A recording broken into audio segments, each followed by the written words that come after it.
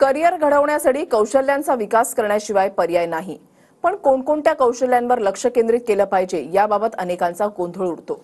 आजच्या स्पर्धात्मक युगामध्ये टिकून राहायचं असेल, स्किल्सचा विकास कसा करावा हेच लक्षात घेऊन महिला सक्षमीकरण आणि स्किल डेव्हलपमेंट कोर्सेसच्या माध्यमातून जिजाऊ संस्था ही हजारो ध्येय वेड्यांसाठी लोकांसाठी कार्यरत आहे आणि त्यांच्या कामाचा आढावा घेतलाय आमच्या प्रतिनिधींनी। आत्ताच्या काळात प्रत्येक स्त्रीला या आपल्या स्वतःच्या पायावर उभं राहायचं असतं आणि स्वतःचं कर्तृत्व देखील सिद्ध करून दाखवायचं असतं। मात्र या सगळ्यासाठी स्त्रियांच्या पाठीशी देखील खंबीरपणे कोणीतरी उभं राहायला हवं आणि त्यांना प्रोत्साहन द्यायला हवं की तू देखील कोणापेक्षाही कमी नाहीये। आणि हेच प्रोत्साहन देतायत निलेश सांभरे सर आतापर्यंत महिलांनी स्वतःच्या पायावर उभं राहावं यासाठी वेगवेगळे कोर्सेस त्यांना मिळावेत, त्याचबरोबर एक स्वयंरोजगार मिळावा यासाठी वेगवेगळ्या गोष्टी वेगवेगळ्या ऍक्टिव्हिटीज तुम्ही सुरू केल्यात, याबद्दल काय सांगाल? आपली संस्था ही राजमाता जिजाऊंच्या नावे आणि छत्रपती शिवाजी महाराजांच्या काळामध्ये आपल्या भगिनी व्यवसाय करत होत्या। अगदी म्हणायचं गेलं तर त्यांच्या हाताला काम होतं, चिलखते बनवण्याचं काम होतं। भले त्या युद्धात नसतील गेल्या, परंतु चिलखते बनवण्याचं काम घरी बसल्या आपल्या भगिनी करत होत्या, तलवारी पाजवण्याचं काम करत होत्या।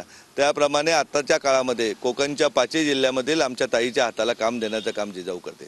अगदी mehndi classes, beauty parlour classes, शिवण क्लासेस, जेवण बनवण्याचे क्लासेस, इतकंच नाही तर योगा क्लासेसची व्यवस्था केली जाते। हजारो शिलाई मशीन माफक दरामध्ये आमच्या भगिनींना उपलब्ध करून दिल्या जातात। हजारो पिठाच्या चक्क्या उपलब्ध करून दिल्यात।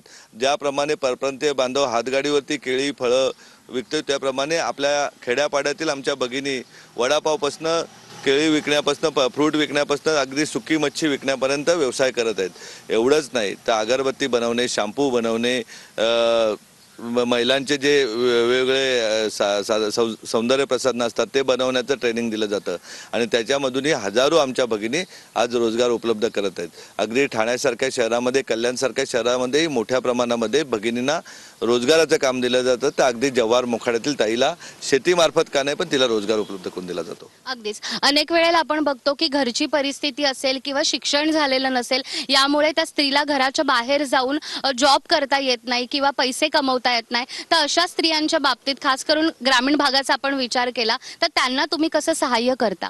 अगदी त्यांना तर त्यांचं मनोबल वाढवण्यासाठी आम्ही परप्रांतीय बांधवांचे उदाहरणं देतो का मुंबईमध्ये जे आज मोठमोठे जे दिसत आहेत ते सर्व लोक उद्या गोरेगाव स्टेशनवर कोण झोपत होता, कोण कल्याण स्टेशनवर झोपत होता, शिक्षण नव्हतं। असं असताना सुद्धा त्यांच्यामध्ये संयम होता, प्रयत्न होतं, काम करण्यामध्ये सातत्य होतं। त्यामुळे आज ते मोठमोठे व्यावसायिक झालेले आहेत। त्याच्यामुळे आज ताईंना सांगतो की तुमच्या पाठीशी तुमचा भाऊ आहे, जिजाऊ आहे। त्यामुळे तुम्ही कुठेही मनोबल तुमचं धैर्य कमी करून देऊ नका। अगदी घर बसल्या हजारो भगिनींना घर बसल्या काम दिलं जातं आणि जेणेकरून 2 पैसे स्वतःने स्वाभिमानाने कमावता आलं पाहिजे आणि स्वाभिमानी आमची ताई राहिली पाहिजे, त्यासाठी जिजाऊ काम करते। आपण पाहतोय अंगावरचं दुखणं काढून मुलाकडे पैसे मागायचे नाहीत का नवऱ्याकडे पैसे कसे मागू त्याच्याकडे पैसे नसतील, अशाने हजारो भगिनींचा मृत्यू या ग्रामीण भागामध्ये होतोय। जेव्हा तीच स्वतः पैसे कमावेल तेव्हा त्या पैशाचा उपभोग घेण्यासाठी तिला कुठं दुखलं खुपलं, घरातल्या कोणाला दुखलं खुपलं तर ती ताई आपली दवाखान्यात जाऊ शकते। तिच्या कमावलेल्या पैशाचा खर्च करण्याचा अधिकार तिला मिळू शकते। आजही ग्रामीण म्हणा किंवा शहरी म्हणा महिलांना सांगायला 50% आरक्षण आहे, वास्तविक पाहता तसं मिळतं का आरक्षण? त्यांना नोकरी व्यवसायात आरक्षण देण्यासाठीही आम्ही भांडतोय। नुसत्या जिल्हा परिषदेला, स्थानिक स्वराज्य संस्थेला 50% आरक्षण देऊन किंवा निवडणुका डोळ्यासमोर ठेवून लोकसभेला आरक्षण डिक्लेअर करून आमची ताई स्वाभिमानी नाही होणार। तिला स्वाभिमानी बनवण्यासाठी आज आपण बघतोय आम्ही तिला रक्षण करण्याचंही शिक्षण देतो, स्वतःचं रक्षण करण्याचं।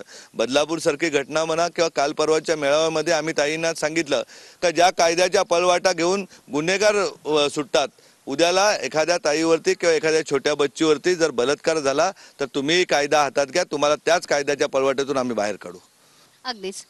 तर महिलांना केवळ आरक्षण मिळून चालणार नाहीये तर स्त्री सक्षमीकरण हे प्रत्यक्षात होणं गरजेचं आहे आणि यासाठी निलेश सांभरे सरांनी अनेक प्रयत्न केलेत आणि अनेक महिला भगिनी या आता स्वतःच्या पायावर देखील उभ्या आहेत आणि स्वकर्तृत्वानं स्वतः पैसे देखील कमवताना आपल्याला दिसतात।